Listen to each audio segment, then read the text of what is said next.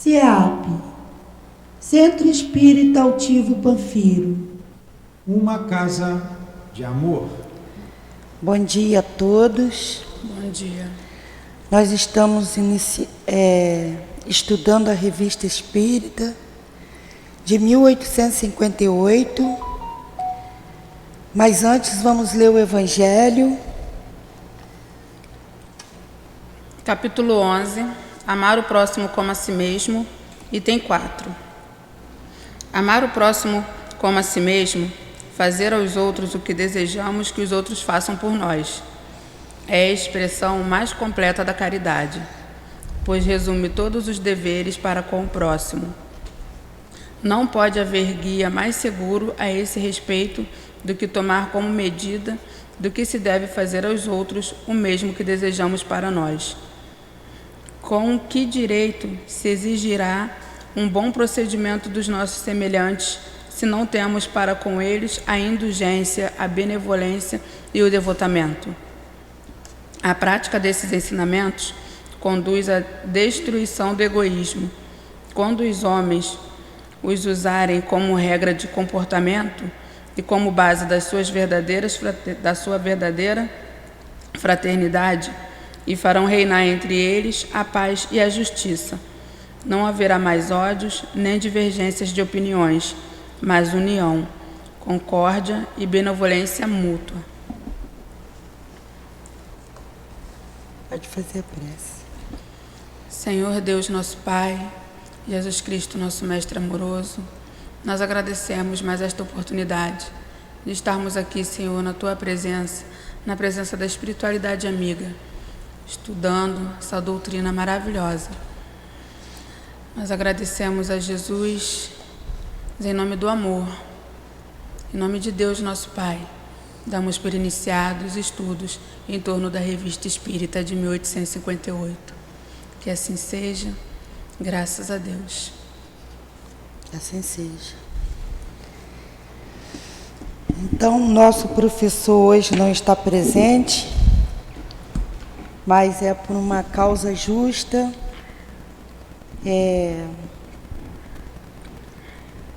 Creio que vamos voltar o estudo, porque aí semana que vem ele repete. Pode começar. Nós vamos ler aqui o Doutor Xavier. Vai. O Doutor Xavier, diversas questões psicofisiológicas. Um médico de grande talento, que designaremos pelo nome de Xavier, falecido há alguns meses, havia se ocupado muito de magnetismo. Deixara um manuscrito que supunha viesse revolucionar a ciência. Antes de morrer, havia lido o Livro dos Espíritos e desejado um contato com seu autor. A moléstia de que sucumbiu não o permitira. Sua evocação foi feita a pedido da família, e as respostas eminentemente instrutivas que a mesma encerra levaram-nos a inseri-la nesta coletânea, mas suprimindo tudo o que era de interesse particular. Tá bom. Aí dá para nós entender que esse senhor Xavier, ele teve contato com Kardec, né? Queria, né? Mas não deu tempo, né? Por alguma doença, não deu tempo. É isso que dá para entender, não é? E o que você entender, né? Pode falar também, tá? Uhum. Aí não deu tempo dele concluir o desejo dele. E aí a família pediu que evocasse o espírito. Pelo que está escrito aqui é isso. Querendo saber alguma resposta, não é isso? Continua, Nenéia. Primeira pergunta. Lembrai-vos do manuscrito que deixastes? Digo-lhe, pouca importância. Qual a vossa opinião atual sobre ele? obra vã de um ser que se ignorava a si mesmo. Entretanto, pensáveis que essa obra revolucionaria a ciência? Entretanto, pensáveis que essa obra revolucionaria a ciência. Agora vejo muito claramente. Como o espírito, poderias corrigir e acabar o manuscrito? Parti de um ponto que conhecia mal. Talvez tivesse que refazer tudo. Isso aí às vezes é a ideia que a gente tem encarnado, né? Aí quando a gente vai para o plano espiritual, a gente vê que é tudo diferente. Sim. E a gente achava que sabia de tudo. Que aí é por isso que ele diz assim, né? Kardec faz a pergunta, né, para o espírito, que é ser Kardec perguntando, como o espírito poderia corrigir e acabar o manuscrito? Aí a resposta dele, parte de um ponto que conhecia mal.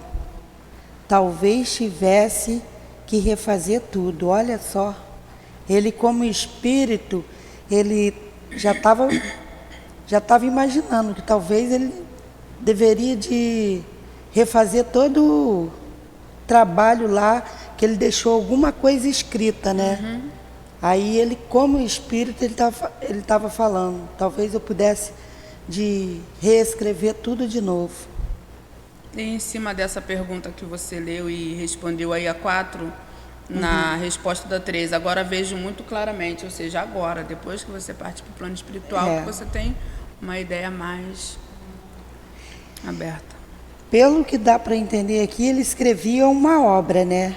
A ciência, né? Era um doutor médico, então ou é o trabalho dele na medicina, que aí ele bota assim, agora vejo muito claramente. Vai para o 5.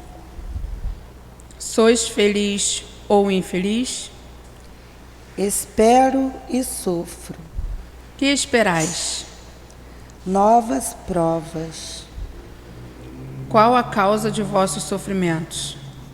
O mal que fiz. Ele fez mal. Como eu não estava no estudo semana passada, com certeza ele fez alguma coisa ali na medicina, no que ele fazia de mal. E entendeu como espírito isso, né? Vai. Entretanto, não fizestes o mal intencionalmente. Conheceis bem o coração humano. Ou seja, ele não fez o mal, que nem você falou agora, né? Ele não fez o mal por pura e espontânea vontade, porque ele quis. Isso, é. Mas ele viu depois que ele foi para o plano espiritual que o que ele estava fazendo era errado. Deixa eu ver se o negócio está direitinho aqui. Sois errante ou encarnado? Quando vivo, qual a vossa opinião sobre a divindade? Não, é a pergunta 9. Errante. Pelo menos ele entendeu, né, que ele era um espírito errante. Isso já é bom para o espírito. Quando ele passa para o lado imortal e compreende tudo que fez, tudo que se passou com ele, o que deveria de mudar. Isso é importante para nós espíritos. Encarnado, é bom nós sabermos disso. Vai, neném. Quando vivo, qual a vossa opinião sobre a divindade? Não acreditava nela. E agora? Não creio bastante. Olha, ele ainda não acreditava em Deus e ainda era descrente, né? Como espírito. Olha só. Desejáveis entrar em contato comigo? Lembrai-vos? Sim. Vedes-me e reconheceis-me como a pessoa com quem desejáveis entrar em relação? Sim. Que impressão vos deixou o livro dos Espíritos? Ele me desconcertou. Que pensais agora? É uma grande obra.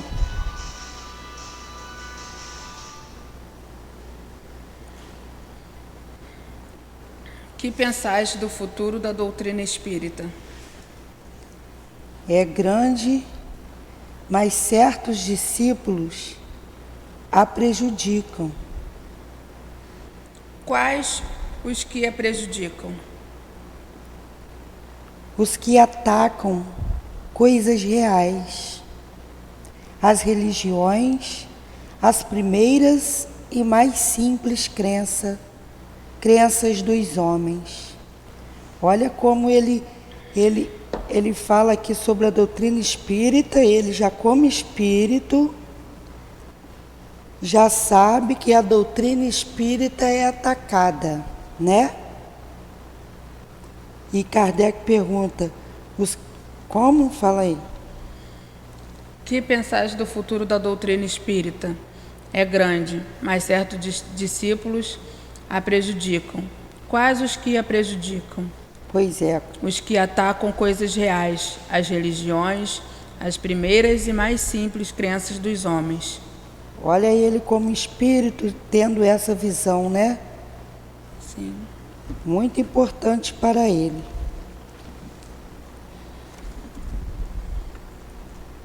A 18.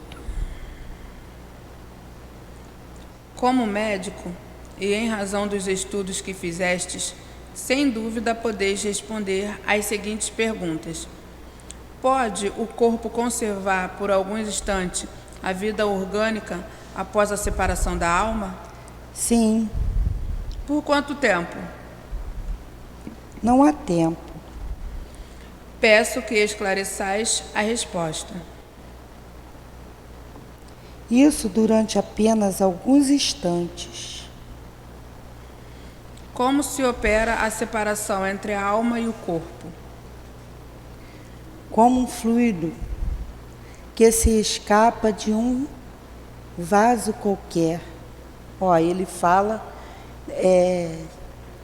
do perispírito, né? Que sai do corpo, deixa a matéria e sai. Vai. Em qual? A 22. Há uma linha de separação real entre a vida e a morte?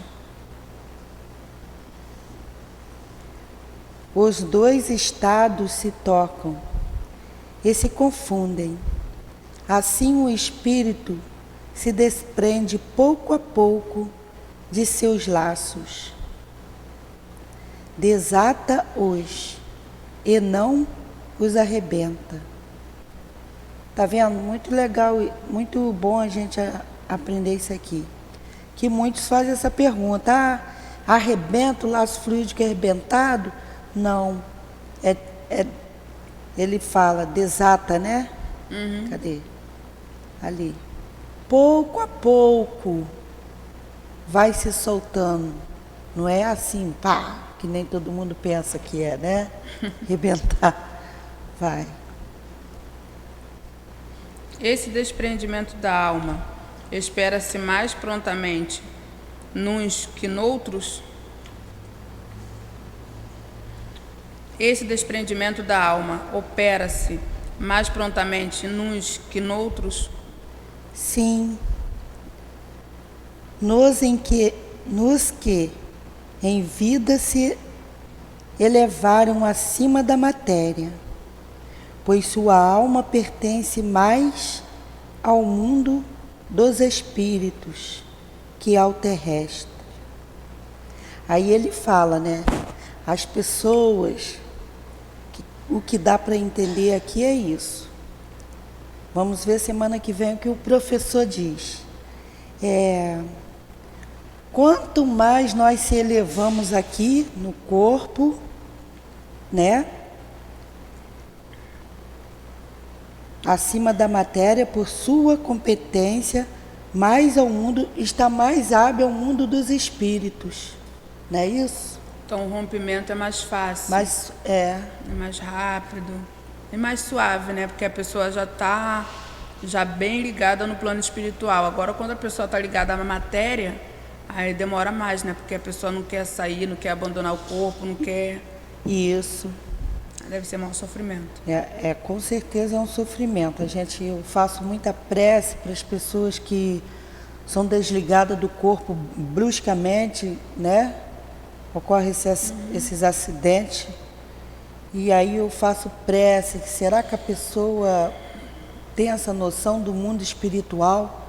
Quando ele se vê lá, né? Aí a necessidade de muita prece por esses espíritos. E muitos outros também que não entendem, né? Que nem ele fala, quanto mais você se eleva, você tá estudando, você está aprendendo. E aí você vai tomando consciência de que o corpo é a matéria, e uma hora você vai largar. Aí você sabe essa hora? Não. Só Deus determina essa hora. Então, aí o que? Você tem que estar pronto. Amanheceu o dia, você está no meio dos encarnados, agradece a Deus, fala, Deus, muito obrigado, e aí agradece a Jesus. E se dormiu, acordou no meio dos desencarnados, acordou em algum lugar que não está ciente, agradece a mesma coisa, fala, Deus, não sei aonde eu estou, mas tu sabes, então continua me protegendo, né? Que aí o espírito vai ter as proteção que são designadas e vai ficar mais calmo, mais tranquilo, saber que está sendo amparado. Pois é isso aí, continua, né? Em que momento se opera a união entre a alma e o corpo da criança? Quando a criança respira, como se ela recebesse a alma com um ar exterior. Observação. Esta opinião é consequência do dogma católico. Realmente, a Igreja ensina que a alma só será salva pelo batismo. Ora, como a morte natural intrauterina é muito frequente, o que aconteceria a essa alma que, segundo a Igreja, fosse privada do único meio de salvação, caso existisse no corpo antes do nascimento? Para ser consequente, seria necessário que o batismo fosse realizado, se não de fato, pelo menos intencionalmente, desde o momento da concepção. Isso daqui eu vou deixar para o senhor Nilton explicar. Entendeu aí alguma coisa? Entendi. Comenta aí um pouquinho. O que ele está querendo dizer aqui é que se a alma só é salva após o batismo, e os abortos espontâneos, as crianças que nascem e desencarnam na hora do nascimento, não são salvos? É isso. Vamos. Descobriu que está grávida, vamos fazer o batismo na barriga. É isso. No ato da concepção. Eu acho que isso existia antigamente aqui, né? Fazia? Eu acho que existia, sim. Que antigamente, na época da minha avó, deles lá, o povo fazia batizado caso a criança desencarna na barriga, aí nasce, aí fazem o batizado para poder, faziam na época, o batizado para poder enterrar, porque se não se enterrasse sem batizar, eu acho sim, que existia isso sim. Tem isso escrito até em livros de Kardec aí. Vai, continua, a 25. Como então explicais a vida intrauterina? Como a planta que vegeta. A criança vive sua vida animal.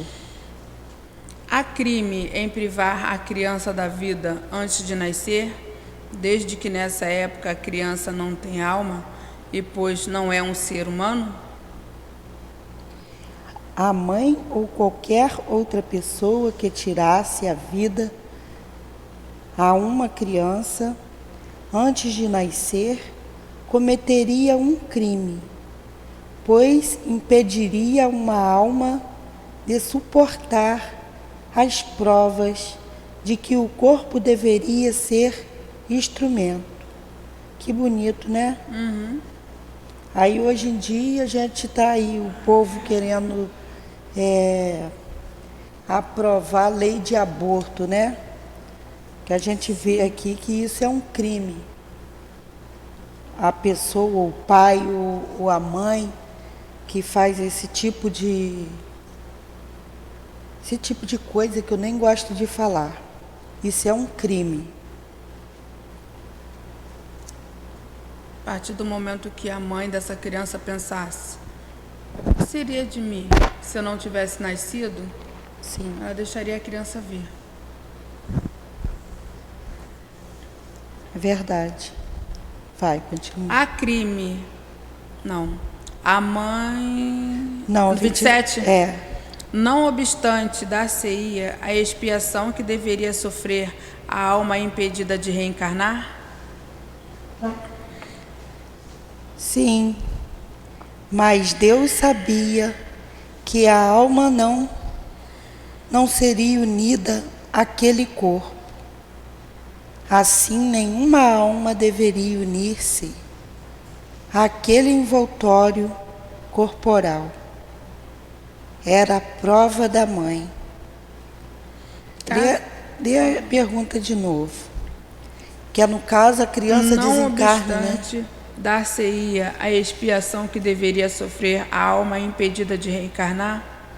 Aí ele fala assim, mas Deus sabia que a alma não seria unida àquele corpo. Assim, nenhuma alma deveria unir-se àquele envoltório corporal. Era a prova da mãe. Sim, agora eu entendi. Era para ver se a mãe passaria pelaquela prova, se ela cometeria o aborto novamente ou ela seria mais forte do que essa tendência, né? E passaria. É isso mesmo. Caso a vida da mãe corresse perigo com o nascimento da criança, haveria crime em sacrificar esta para salvar aquela? Não, é preciso sacrificar o ser que não existe ao que existe. Eu tive essa aula, que no caso é uma mãe que está tendo um bebê. Aí, no caso, salvar a mãe para o bebê ficar, ou é um ou outro. Às vezes o médico fala isso. Eu tive uma tia que teve esse problema, que aí o médico disse, ó, a escolha, ou salva o bebê ou salva a mãe. E aí o pai optou pela mãe, que salvaria a mãe. Então é isso aqui, né? Mas a mãe sempre quer salvar o bebê. A mãe sempre quer salvar o filho, mas o pai e a família lá pediu para que salvasse ela. E salvaram. Então, isso está correto, que salve aquele que já existe, né? Uhum. Que aquele ali estava em começo da vida. Vai, Nené, continua. A união entre alma e corpo opera-se instantaneamente ou gradualmente. Isto é, será necessário um tempo apreciável para que tal união seja completa?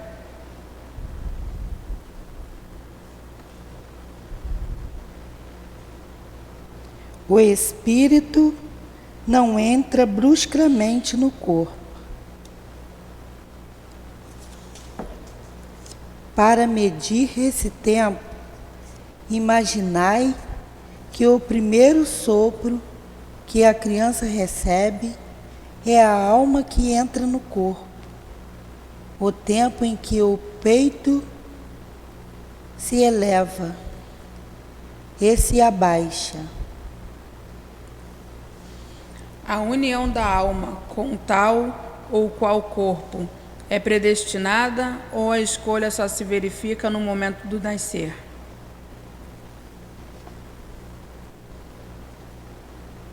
Deus a marcou. Essa questão requer maiores desenvolvimentos. Escolhendo a prova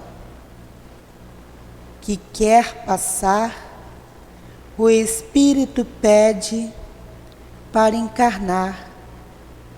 Ora, Deus, que tudo sabe e tudo vê, soube e viu previamente que tal alma unir-se-ia a tal corpo. Legal, né? Quando o espírito está lá desencarnado, do outro lado, trabalhando. Então o espírito, ele escolhe a prova que quer passar. Ele escolhe as dores que quer passar. Depois disso tudo escolhido, é que o espírito vai se reencarnar. E Deus sabe disso, né? Sim. Está ali. Quando o espírito nasce nas baixas camadas sociais, sabe que sua vida será de labor e sofrimento. A criança que vai nascer tem uma existência que resulta até certo ponto da posição dos pais. Muito legal. Vai, continua. Por que pais bons e virtuosos têm filhos de natureza perversa?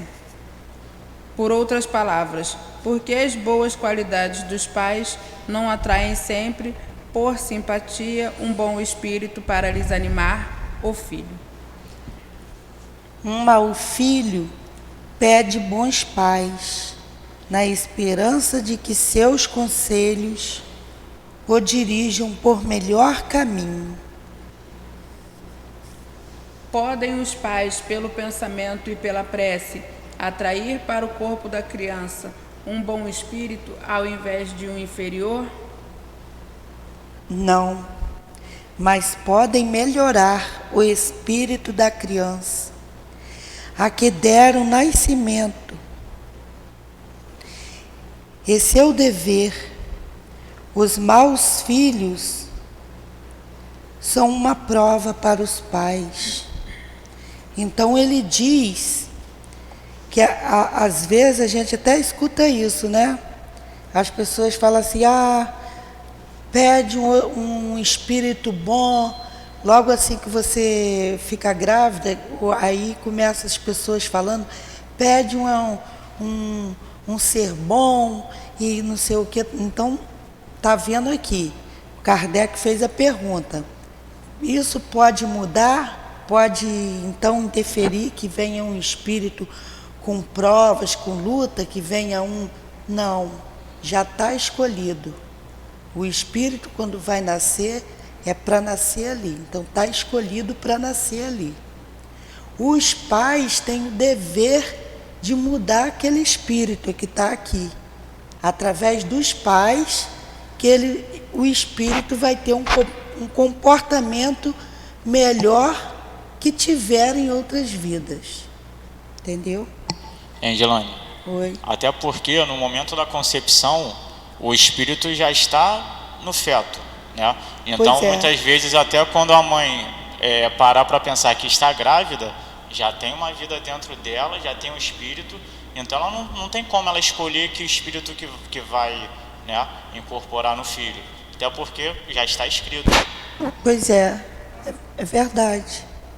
E aí que a mãe deve de fazer prece, orar pelo filho, pedir a Deus que me dê meu filho assim, entendeu? Não que me mande um bom porque não existe aqui isso aqui. Isso aí vale até como complemento da resposta 24 e da 29. Isso. A 29, a união entre a alma e o corpo opera-se instantaneamente ou gradualmente? Resposta, o espírito não entra bruscamente no corpo. Para medir esse tempo, imaginai que o primeiro sopro que a criança recebe é a alma que entra no corpo. Então, o primeiro sopro, que é aquela palmadinha, né, na criança, é a primeira respiração dela na nossa atmosfera. Só que a alma já está... Vê até o peitinho dela, né? Porque quando isso acontece, o médico bota a criança bem pertinho da mãe, né? E a mãe vê a reação do filho nesse momento. É o que ele explica aqui. Começa assim, a criança toma tipo um susto, né? E o peitinho sobe e desce, é muito bonitinho. E sai até também os líquidos, né, que estão dentro da criança, que faz ela respirar. Tá aqui também na resposta da 31, um mau espírito pede bons pais na esperança de que seus conselhos o dirijam por melhor caminho. E eu assisti um filme, Deixe-me Viver, sobre aborto, e o espírito, ele fica ali, sempre perto da mãe, até o momento do nascimento. Então, tudo que é falado, ele ouve. Se o espírito mau pede bons pais na esperança de conselhos que o dirijam por melhor caminho, imagine que esse espírito mau ouvindo a mãe dizendo que quer um espírito bom.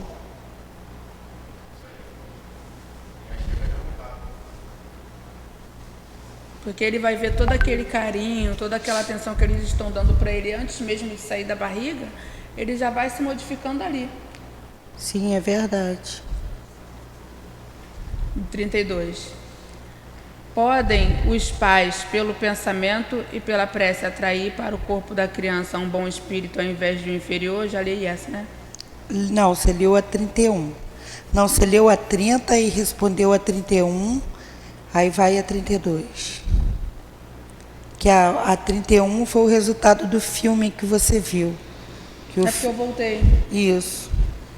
A 32, resposta. Isso, aí agora é 33, né? Compreende-se o amor materno pela conservação da vida do filho, mas desde que esse amor está na natureza, porque há mães que odeiam os filhos, e muitas vezes desde o nascimento.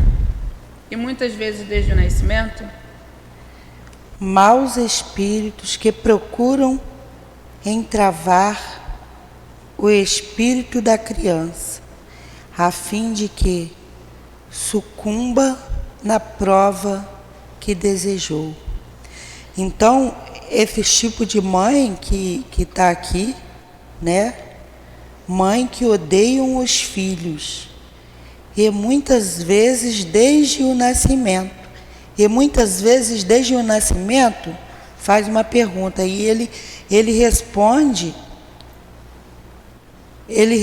dizendo que é como maus espíritos que procuram entravar o espírito da criança a fim de que sucumba na prova que desejou, a fim de que o espírito fale na prova que desejou, na prova que pediu passar, entendeu? Por quê? Supondo, é uma criança, eu estou grávida e eu não gosto da criança, a criança nasce e eu tenho aquele rancor pela criança, aquele ódio.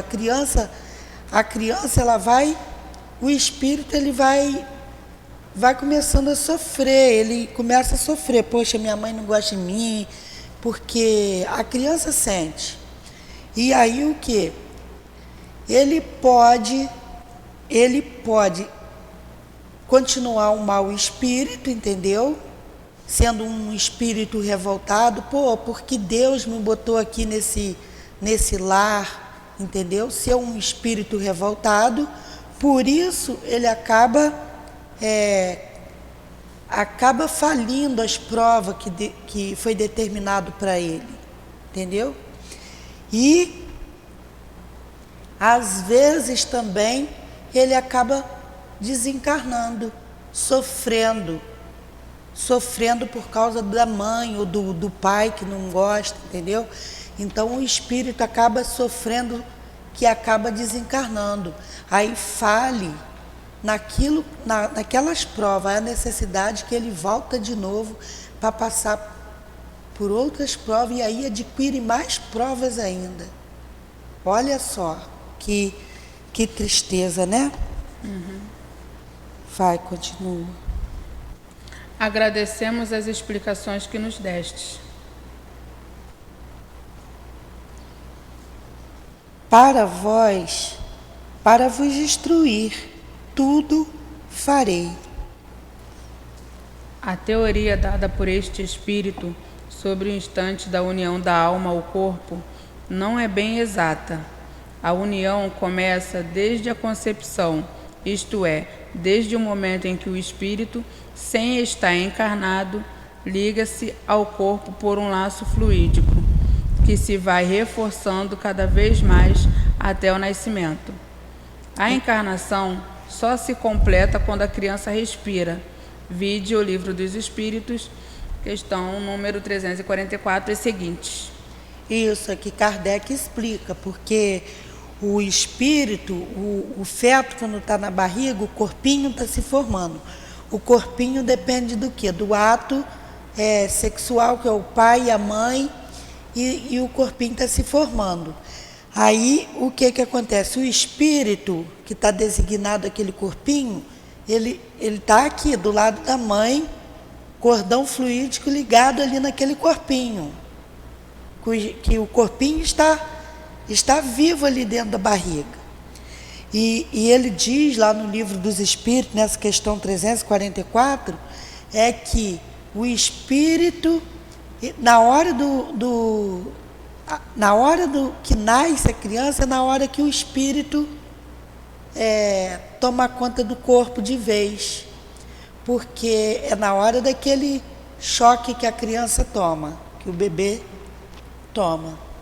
Aí o espírito, e ali estão os guias espirituais, tudo ali assistindo aquele nascimento. É muito bonito no plano espiritual. Então, nossa hora linda, falta 20 minutos, não é isso? Ainda falta 20 minutos, nós vamos começar aqui o Sr. Home.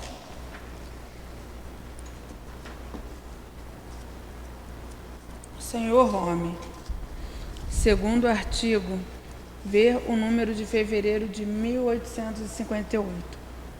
Como dissemos, o Senhor Home é um médium do gênero daqueles sob cuja influência se produzem, mais especialmente, fenômenos físicos, sem excluir, por isso, as manifestações inteligentes.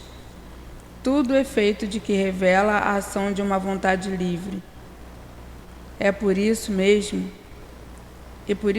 inteligente, isto é, deixa de ser puramente mecânico e não poderia ser atribuído a um agente exclusivamente material. Ele era um médium de efeitos físicos, né? Esse Sr. Home aí. Mas daí as comunicações instrutivas de um elevado alcance moral e filosófico, a uma grande distância, e não é de nosso conhecimento que o Sr. Home se obtenha de tal natureza. Não sendo um médium escrevente, a maioria das respostas são dadas por batidas vibradas, indicativas das letras do alfabeto, meio sempre imperfeito e bastante lento, que dificilmente se presta a desenvolvimentos de uma certa extensão. Entretanto, ele também consegue a escrita, mas por processo de que falaremos daqui a pouco. Quer dizer, ele consegue a escrita também, mas aí é por outro processo, né? Que ele vai continuar aqui. Então, aqui vai falar de um médium, que é o Sr. Home, de fenômenos físicos, inteligente, né? puramente mecânico. Continua, Enéia, o parágrafo. Digamos de início, como princípio geral, que as manifestações ostensivas que nos chocam os sentidos podem ser espontâneas ou provocadas. As primeiras são independentes da vontade. Muitas vezes, mesmo, dão-se contra a vontade daquele que lhes é objeto e para quem nem sempre são agradáveis. Fatos deste gênero são frequentes, e sem remontar aos relatos mais ou menos autênticos dos tempos remotos, a história contemporânea nos oferece em numerosos exemplos, cuja causa, a princípio ignorada, está hoje perfeitamente conhecida.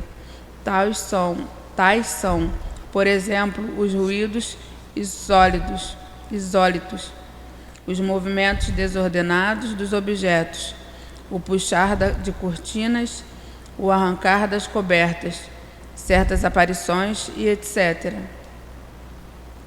Quer comentar alguma coisa? Isso é real, né? Que até naquela época, ele está falando aqui de um certo movimento, de certo movimento de fenômeno espontâneo, que eles, supondo, a pessoa está lá dormindo, aí puxava a coberta. Existia muito isso antigamente. Na roça ainda existe muito disso, nos interiores. Ainda os espíritos ainda fazem muito, tem muitos fenômenos ainda no interior. Coberta, tiram a coberta da criança, ainda tem isso. Nessa época, na cidade, né, tinha muito. Algumas pessoas são dotadas de uma faculdade especial que lhes dá o poder de provocar esses fenômenos, ao menos parcialmente, por assim dizer, à vontade. Essa faculdade não é muito rara, e em 100 pessoas, pelo menos 50 a possuem, em maior ou menor grau.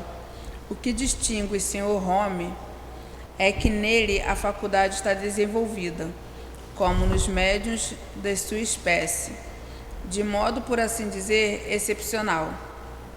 Uns não conseguem mais do que leves pancadas ou um insignificante deslocamento de uma mesa, enquanto que, sob a influência do Sr. Home, fazem-se ouvir os ruídos mais retumbantes, e todo o mobiliário de uma sala pode ser revirado, e os móveis amontoados uns sobre os outros. Pois é, e com a ajuda dele, uns faziam uma cadeira levantar, uma mesa, mas quando estava ele na reunião lá, aí movia tudo, os móveis todos, né, que está aqui escrito aqui. São os movimentos físicos que os espíritos usavam o fluido dele, dessas pessoas que tem um fluido que tem esse fluido de efeito físico, e começa a fazer essas coisas. Ainda tem muito disso, né? Quando as pessoas, às vezes, tem em casa, tem gente que desliga, liga a TV,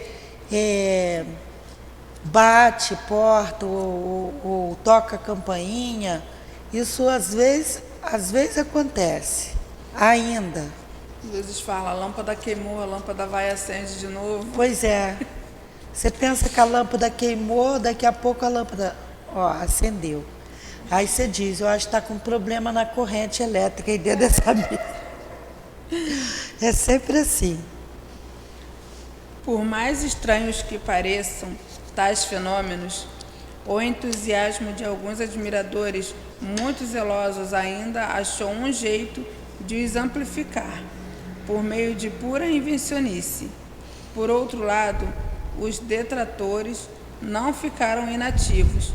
Contaram a seu respeito toda sorte de histórias, que só se passaram em sua imaginação. Eis um exemplo. O Marquês de... Uma das figuras que mais interesse demonstraram pelo Sr. Home, e em cuja residência este era recebido com intimidade, achava-se um dia com ele na ópera. Na plateia estava o Sr. P., um dos nossos assinantes, e que conhece a ambos pessoalmente. Seu vizinho estabelece a conversa com ele. O assunto é o Sr. Home. O senhor acredita, diz este último, que aquele pretenso feiticeiro, aquele charlatão, encontrou meios de penetrar em casa do Marquês de... Mas os seus artifícios foram descobertos e ele foi posto à rua, a pontapés, como um vil intrusão. O senhor tem certeza? Pergunta o Sr. P. Conhece o Marquês? Certamente, responde o interlocutor.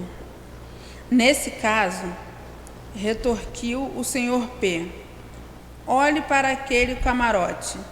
O senhor poderá vê-lo, em companhia do próprio Home, ao qual não parece que queria dar pontapés. Então ele fala aqui, né, que o moço foi na casa dele, né? Ele falou que o Sr. Home foi expulso da casa do Marquês a pontapés. Sim. Sendo que o Sr. Home e o Marquês estão assistindo a ópera juntos. No camarote. Ele estava mentindo, né? Estava mentindo do outro. Olha só como é que é a fofoca, né? Fofoca acaba com a vida dos outros. Quem estava fazendo a fofoca era homem. Sim. E aqui bate firme contra isso, contra a fofoca, mas mesmo assim ainda tem. E olha, desde aquela época, olha só, quantos anos isso tem? 200, 300 anos atrás? E o cara fofoqueiro, o homem fofoqueiro, falou para o outro que um outro saiu da casa do outro, né? A pontapés. E aí o outro olha e vê, não parece que eles estão juntos. Olha só. Continua, Nené. Diante disso, o nosso infeliz boateiro, achando melhor não continuar a conversa, tomou o chapéu e desapareceu. Por aí se pode julgar do valor de certas afirmações. Por certo que se alguns fatos divulgados pela maledicência fossem verdadeiros, ter-lhe-iam fechado muitas portas. Entretanto, como as casas mais respeitáveis sempre lhe estiveram abertas, é de concluir-se que sempre e por toda parte ele se conduziu como um cavalheiro. Aliás, basta ver conversando um pouco com o Sr. Home para ver que, com a sua timidez e sua simplicidade de caráter, ele seria o mais desajeitado dos embusteiros. Insistimos neste ponto pela moralidade da causa. Voltemos às suas manifestações. Aí vê, né? Aqui está explicando o que Sr. Home, no caso, passava. O Sr. Home passava para as pessoas. Um homem respeitado, né? Aqui tá, nesse terminar aqui, ele está falando isso. Que ele era um homem respeitado, bem-vindo em todas as casas que ele ia, ele era bem-vindo. E, principalmente moralmente, as causas dele eram todas de boa índole, né? Volte à manifestação. Como o nosso objetivo é dar a conhecer a verdade, no interesse da ciência, tudo quanto relatamos é colhido em fontes de tal maneira autênticas que lhe podemos garantir a mais escrupulosa exatidão. Obtivemo-lo de testemunhas oculares muito sérias, muito esclarecidas e altamente colocadas, de modo que sua sinceridade não poderá ser posta em dúvida. Se disséssemos que tais pessoas houvessem sido de boa fé, vítimas de uma ilusão, responderíamos que há circunstâncias que escapam a toda suposição desse gênero. Aliás, tais pessoas estavam muito interessadas em conhecer a verdade, para não se premunirem contra qualquer falsa aparência. Deu para entender, né? As pessoas estavam querendo ver se aquilo era verdade ou era mentira, que todo mundo comentava, com certeza, né? Comentava e tem aqui atrás sobre essa história, esse senhor. Ele é como os fenômenos físicos aconteciam sem ele evocar. Aí ele sentava, tem uma história que aí ele senta no quintal da casa. Ele vai visitar e senta no quintal da casa. Aí, de repente, a pessoa vem servir o café na bandeja. Como é que dá o nome? Aquelas pessoas chiques que vêm servir o café naquela época, né? Aí, quando a pessoa vai até o quintal, até ele, que ele estava sentado com o dono da casa, o mordomo, isso. Aí, a bandeja sai da mão e vai sozinha. Serviu o café e... Você imagina, você está sentada em uma casa, vou lá na casa da Nenéia, aí toma café e daqui a pouquinho Nenéia vem servir café, a bandeja sai da mão dela e vai servir. Aí o quê? Desperta curiosidade nas pessoas. Qualquer coisinha hoje em dia já desperta uma curiosidade danada, nada mudou, continua a mesma coisa. Aí o quê? Despertava naquela época curiosidade, e as pessoas queriam saber se era verdade. E tinha as provas que as pessoas confirmavam, desse jeito. Mas tinha muita gente querendo pegar, querendo achar fraude, entendeu? Vai, continua. Geralmente, o Sr. Home inicia suas sessões pelos fatos conhecidos, pancadas numa mesa ou em qualquer outra parte do apartamento, pela maneira por que já o descrevemos. Vem a seguir o movimento da mesa, que se opera a princípio pela imposição de mãos, dele só ou de várias pessoas reunidas, depois à distância e sem contato. É uma espécie de ensaio. Muitos frequentemente não obtêm mais que isto.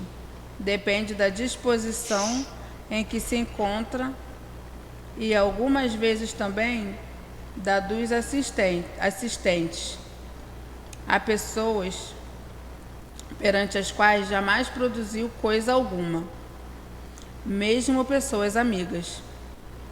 Não nos alongaremos sobre esse fenômeno, hoje tão conhecidos e que não se distinguem senão por sua rapidez e energia.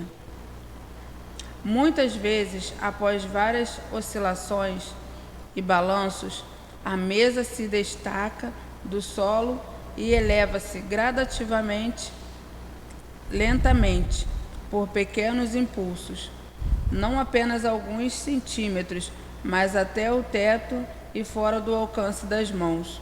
Depois de metros, mas até o teto e fora do alcance das mãos, depois de haver ficado suspensa no espaço durante alguns segundos, desce como havia subido, lentamente, gradativamente. Ontem nós estávamos aqui no estudo à noite, e aí foi colocado o filme de Kardec, né? E quem não assistiu, que assista o filme de Kardec. Ali vai mostrar esses fenômenos. No começo do filme tem ali as mesas que quando eles fazem aquela reunião, estica a mão, a mesa sobe, desce, né? E o Kardec verificou isso a fundo, estudou isso a fundo, para ter essas obras aí dele, né? A suspensão de um corpo inerte e de um peso específico incomparavelmente maior que o do ar é um fato conhecido e, pois, compreende-se que o mesmo se possa dar com um corpo animado. Não nos consta que o Sr. Home tivesse agido sobre outra pessoa além dele mesmo. Ainda assim, o fato não ocorreu só em Paris, mas em vários lugares, tanto em Florença quanto na França, principalmente em bordéis, em presença em presença das mais respeitáveis testemunhas, cujos nomes citaríamos caso fosse preciso. Com a mesa, ele foi elevado até o teto e desceu do mesmo modo. O que há de bizarro neste fenômeno é que não se produz por um ato de sua vontade. Ele mesmo nos disse que não se apercebe do fato e pensa que está sempre no solo, salvo quando olha para baixo. São as testemunhas que o veem elevar-se. Quanto a ele, nesses momentos, experimenta a sensação produzida pelo balanço do navio sobre as ondas. Aliás, este fato não é absolutamente peculiar ao Sr. Home. A história registra diversos exemplos autênticos que relataremos posteriormente. Então, nós, semana que vem, vamos continuar aí. A nossa aula está terminando. E hoje não há necessidade de tanta manifestação, né? Porque eles se manifestam, mas quase todo mundo já entende que existem os espíritos e que eles atuam.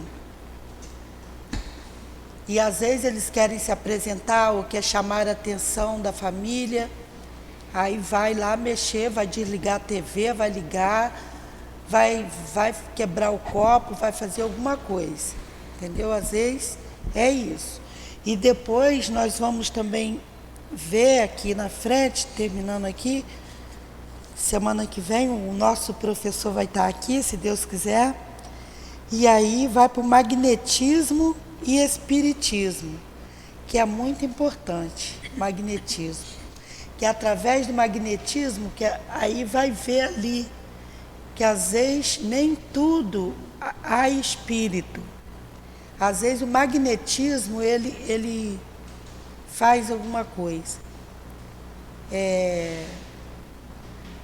Porque às vezes nós acordamos, estamos agitados, pedimos a Jesus, o magnetismo da gente acaba fazendo alguma coisa. E aí a pessoa pensa que é espírito. E eu falo porque isso já aconteceu comigo, eu falei com um copo, tem a mania das pessoas falar do copo, vou me casar, não vou. E eu falei com um copo, aí primeiro eu fui beber água, nisso que eu fui beber água, e fui pegar o copo. Que eu fui pegar o copo veio até minha mão. Aí ele foi para minha mão, aí eu. Mas eu vi nitidamente que foi magnetismo da minha mão, não tinha espírito, entendeu? foi magnetismo aí, que às vezes as pessoas pensam que às vezes essas pessoas que trabalham em circo, às vezes eles têm muito magnetismo. Às vezes muita gente fala, tem um monte de espírito ali trabalhando com ele. Mas às vezes não. Às vezes é o magnetismo dele que já está... que faz aquilo, entendeu? Às vezes faz a pessoa sobe na parede, fica com o pé grudado para cima, cabeça para baixo. Não, às vezes a pessoa fala, o espírito está fazendo aquilo. Não é espírito. Às vezes mas às vezes não. Que isso fica bem claro para nós. Às vezes há espírito naquela atuação, mas às vezes não. Tá? Então tá bom, nós vamos terminar nosso estudo agradecendo por todos e pedimos a Deus pela nossa casa, pela casa de amor. Pedimos a Deus pelo nosso presidente. Pedimos paz, pedimos harmonização. Pedimos por todos os trabalhadores presentes, os trabalhadores que seguiram. Pedimos a Jesus por eles. Pedimos aos espíritos guias de cada um que a protejam, que cuidam, que direcionem aos trabalhos de amor, ao caminho do Cristo. Pedimos por nós. Nada somos sem os nossos guias, sem Jesus estar nos protegendo, sem Deus, nada somos. Pedimos ajuda às irmãs queridas, a Dona Lurdinha, ao Sou Altivo. Pedimos ajuda a Kardec, grande codificador, que trouxe essas grandes obras para que nós possamos estudar e aprender. Como diz a doutrina espírita, é um grande esclarecimento para aquele que quer ser esclarecido. Pedimos a Jesus, pedimos pelo nosso Brasil, pedimos pelo mundo, pela nação. Pedimos aos espíritos encarregados desse trabalho que a proteja,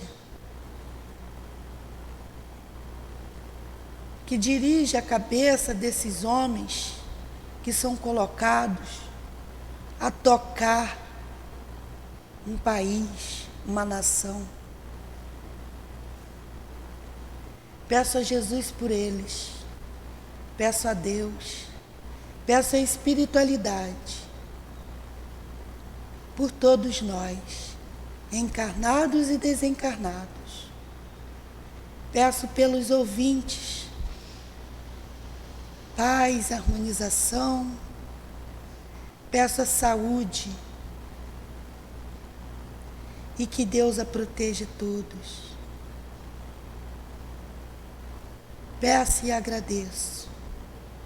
Que assim seja. Graças a Deus. Graças a Deus.